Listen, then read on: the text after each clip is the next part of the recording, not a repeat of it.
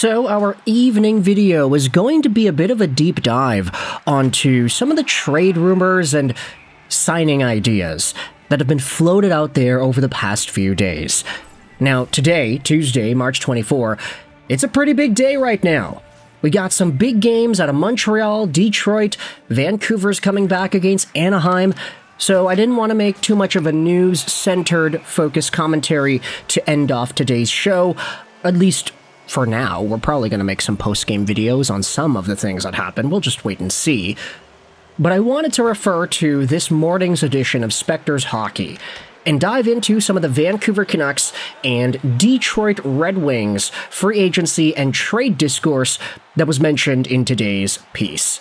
So I'll leave a link in the description to Spectors from earlier this morning, March 24th, diving into some of the Canucks and Red Wings speculation on the NHL rumor mill. First, there's a conversation that's brought up by Patrick Johnston on The Province on what's ahead for the rebuilding Canucks. Johnston wondered what the Canucks would do with Elias Pettersson. He believes that the Canucks would be smart to try and trade the 27-year-old center this summer and try to get something of value out of him. Johnston felt that Pettersson himself would be smart to ask for a trade, as he thinks it's clear the guy needs a fresh start. Okay, so Pettersson trade request. Nice. The idea of a Pettersson trade is so intriguing because, we've been talking about this the entire season, it seems. Ever since the JT Miller feud from last year, and ever since fans got restless about Petey's lack of offensive production and his lack of really number one center quality play. There's a lot to like and dislike about the way Pettersson has performed this season, but ultimately, it's true that he is very overpaid compared to what he actually brings talent-wise to the ice. Don't get me wrong, Petey is still a good dude. I think a lot of people are very happy with what exactly it is he was able to do in the past, but ultimately, Elias Pettersson, a big disappointment the past few years. Now, this is what Spector's note goes out there and says on the idea of a Pettersson trade. There is a market for Pettersson.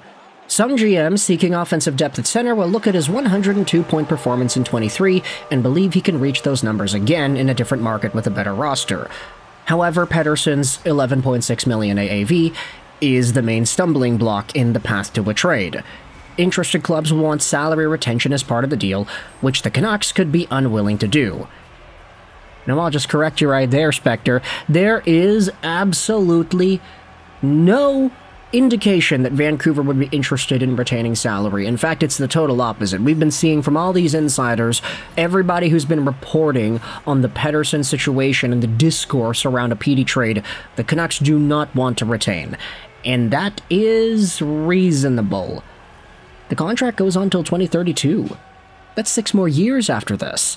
That's a long damn time. Nobody wants to go out there and hold on to $2 million or whatever for nothing for 6 years. Pettersson also has a full no-movement clause, which will hinder the Canucks' efforts to get a decent return. The fewer his preferred destinations, the less likely they'll be able to get something back that can actually help their rebuild. Honestly, the way Petey is as a person, it doesn't really seem like, to me at least, he is the kind of guy to be like, oh yeah, well, I only specifically want to go to this particular team, so only send me there. Like, he doesn't seem like that kind of a guy to specifically demand where it is that he wants to go, and I know that's kind of, like, weird to say that. It's just, I don't know, it's just the vibes. Pettersson doesn't seem like the kind of guy to go out there and make any super intrinsic demands on where it is that he wants to go. It seems more like an Andrei Kuzmenko type thing, where it's like, all right, well, if you guys have a trade for me, I understand that I need to get traded. I'll just waive because I have pride and I don't want to hinder your plans or whatever. Like, that's kind of the vibe that I get out of Petey. I don't know if anybody else feels the same way, but it doesn't seem to me like he would be super limiting on where it is that he wants to go. I mean, I'm not going to say it was guaranteed that he would have accepted a trade to Carolina, but the fact that those trade talks got as far as they did, it does get me thinking like, he probably would have been okay with that. Okay. There also is a conversation on where the Canucks can go center-wise this upcoming offseason. Johnson pointed out the Canucks' biggest needs are a number one center, top-flight winger, and a big-time D-man. Johnson's colleague, Paul Chapman, noted the Canucks won't find much help this summer in a shallow free agent pool. The top centers are an aging Malkin of the Penguins and a 34-year-old Charlie Coyle of the Blue Jackets. Malkin wants to finish his career in Pittsburgh, and if he becomes available, he is not going to a rebuilding team. The Blue Jackets hope to re-sign Coyle, and he's likely to stay with them given their improvement this season. Yeah, that's fair. I understand that. There's no Malkin coming over to Vancouver anytime soon. Maybe it was an idea like a year or two ago, but definitely not now. Meanwhile, the same article goes out there and talks about the Detroit Red Wings, and it cites that Anthony DeMarco article from a few days ago, how the Red Wings' unwillingness to move prospects could cost them a playoff spot. Anthony DeMarco reported a source told him that the Red Wings GM Stevie Y was unwilling to move any of his top prospects in a prospective trade before the deadline. This is something that we did talk about earlier in the week. Yeah, this idea that because Yzerman didn't want to trade away prospects like Augustine and Kosa, it could be holding the Red Wings back, and it could be the reason why the Red Wings are missing out on the playoffs this year. We'll wait and see about that, by the way. There is a game against Ottawa. It's the biggest game of the year. We will keep our eyes peeled as to what happens over there. But the idea that Stevie Y held this team back because he did not want to make any pretty big significant trades, I do think is kind of, it's kind of ridiculous. I mean, the article on Spectors even goes out there and says that the Red Wings are struggling down the stretch. If they miss the playoffs again, critics will point to their inability or unwillingness to make a major move when they have the assets and the salary cap space to do so. DeMarco wonders if that could cost Yzerman his job. Missing the playoffs for 10 straight years with the last 7 seasons on Yzerman's watch could force ownership to consider a shakeup in the front office. I don't know if a Stevie Y removal from the entire situation is going to be the next best thing to do. I think there are a number of Red Wings fans that are reasonable about the way things have gone down.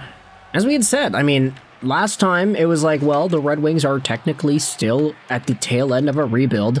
You're not going to make the playoffs and do well immediately. Yes, it's been a long time, but starting, let's say, 2 years ago, that's when things started to get competitive, and now for the first time ever, the Red Wings found themselves in a really nice spot throughout the course of the regular season. It's just now this is where they're starting to lose a little bit of grip on that. And is it Stevie Y's entire fault that they're doing that? I'm not sure. Maybe a Robert Thomas would have helped, maybe a Vinny Trocheck would have helped, but at the end of the day, the prices were sky high for these guys, and what is also discussed is the fact that these guys did not get traded in the first place. Nobody stepped up to pay those prices. It's kind of one thing to say, oh, well, this player went for that pick and that prospect. How could you not have matched that? It's another thing to be like, oh yeah, well, that player didn't get traded at all. Robert Thomas's trade price was so high, nobody got him. Like, much less Stevie Y, who wanted to go out there and preserve his prospects because he's not fully done rebuilding and focusing on the future. I can forgive it a little bit, but I do acknowledge the possibility of the discussion being brought up, like, oh, should Stevie Y get fired? Like, oh, is he gonna be kicked out if the Red Wings miss the playoffs this year? Maybe a lot is really hanging on this game today against the Ottawa Senators. Who really knows? By the time you're watching this video, maybe if it's tomorrow or next week or whatever, maybe there already is a conclusion. Maybe we already know where it is the Red Wings finish off in the standings and whether or not that actually warrants a firing for Stevie Y at the GM position. Let me know your thoughts in the comment section below, though, about these two ideas. A Pettersson trade request, Yzerman getting fired. Is it possible? Is it likely? Is it realistic? Let me know in the comments all your opinions. I hope you enjoyed this video. And bye.